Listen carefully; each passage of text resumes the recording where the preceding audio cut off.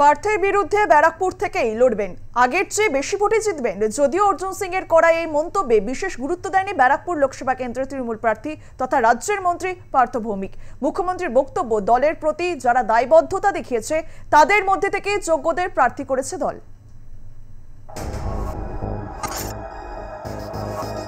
তৃণমূলের প্রার্থী তালিকায় নেই তার নাম। ব্যারাকপুর কেন্দ্র থেকে তৃণমূল প্রার্থী করেছে বিধায়ক তথা মন্ত্রী পার্থ ভৌমিককে। তারপর থেকেই ক্ষোভ উগরে দিয়েছেন ব্যারাকপুরের এই সাংসদ।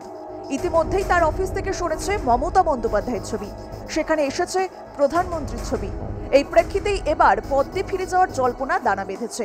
বুধবার সাংবাদিক বৈঠকে তা নিয়ে সাংসদকে প্রশ্ন করা হলে তিনি জানিয়ে দেন, পার্থের বিরুদ্ধেই ব্যারাকপুর থেকে প্রতিদ্বন্দ্বিতা করবেন তিনি। পাশাপাশি তার দাবি, গতবারের থেকে বেশি ভোটে জিতবে বিজেপি। বোঝাই যাচ্ছে ও তো সবসময় ডুয়েল পলিসিতে কাজ করে।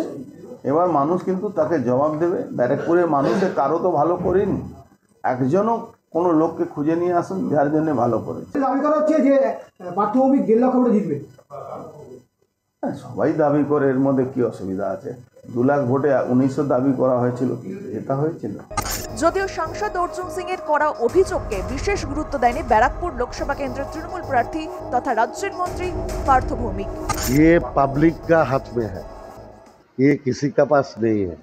बैरकपुर का आम जनता ये डिसाइड करेगा पार्थ भौमिक जीतेगा ना पार्थ भौमिक हारेगा, দেখা যায়।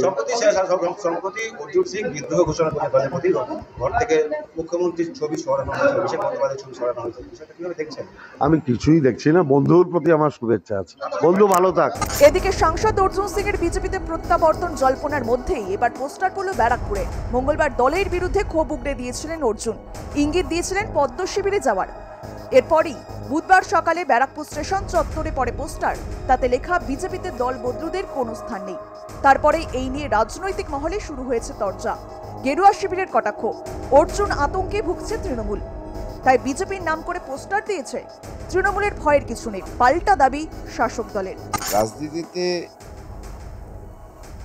সব জায়গায় একটা আদর্শহীন হয়ে গেছে। প্রত্যেক ক্রিয়াতেই আমরা যেটা দেখতে পাই যে রাজনীতিতে আদর্শহীন হয়ে গেছে। আজকে যে আমার বিরুদ্ধে আছে তখন আমি গালাগালি করছি, সে চোর, সে ভালো নয়। আবার যখন আমার সাথে সে থাকছে সে একদম ধোয়া তুলসীর পাতা হয়ে যাচ্ছে। যে কারণে বর্তমান রাজনীতি যেটা হচ্ছে সেটা মানুষের মিনিমাম আদর্শ নীতি সেটা উঠে গেছে। ভারতীয় জনতা পার্টি তাকে আবার সাদরে আমন্ত্রণ করবেন, যেহেতু আমরা রেজিমেন্টেড দল করি, তো আমাদের দলে এরকম কোনো পোস্টারিং করার কোনো কথা নয়, ঠিক আছে? যদি দল মনে করে যে উনি আবার আসবেন, তাহলে দলের সিদ্ধান্ত যেটা হবে সেটাই ভারতীয় জনতা পার্টির প্রত্যেকটা কার্যকর্তার সিদ্ধান্ত, আমাদের সিদ্ধান্ত। সুতরাং এই সমস্ত পোস্টারিং এর আগেও হয়েছিল, ওই পোস্টারিংয়ের মানুষ কান দেবেন না, এটা আমরা জানি। ব্যারাকপুর লোকসভায় যে তিনি প্রার্থী হতে চান তা 2019 সালে স্পষ্ট করে দিয়েছিলেন অর্জুন, কিন্তু সেবার তৃণমূল তাকে ব্যারাকপুরের প্রার্থী করেনি। তারপর বিজেপিতে যোগ দেন। বিজেপি প্রার্থী হিসেবে ব্যারাকপুরের তৃণমূল প্রার্থী দীনেশ ত্রিবেদীকে হারিয়ে প্রথমবার সংসদে প্রবেশ করেন অর্জুন। তারপর অবশ্য তৃণমূলের ঘরে ওয়াপসি হয় অর্জুনের। আমাদের প্রার্থী ব্যারাকপুরে পার্থ ভৌমিক, যে আমাদের ইরিগেশন মিনিস্টার ছিল, খুব ভালো ছেলে, এবং আমি আশা করি পার্থ ভৌমিক মানুষের পুরো সমর্থন পাবে। যারা তৃণমূলটাকে ভালোবেসে এসেছে, দলটাকে ভালোবেসে এসেছে, যারা দলটার প্রতি কমিটমেন্ট দেখিয়েছে, আমি একা কিন্তু দলের পার্টির সিদ্ধান্ত নিই না, আমরা মিলিতভাবে নিই। এবং সেক্ষেত্রে তৃণমূল কংগ্রেস একটা বড় পরিবার। আপনারা কি ভাবেন সব আমি একা করি? তা নয়, আমারও একটা ফুল টিম আছে।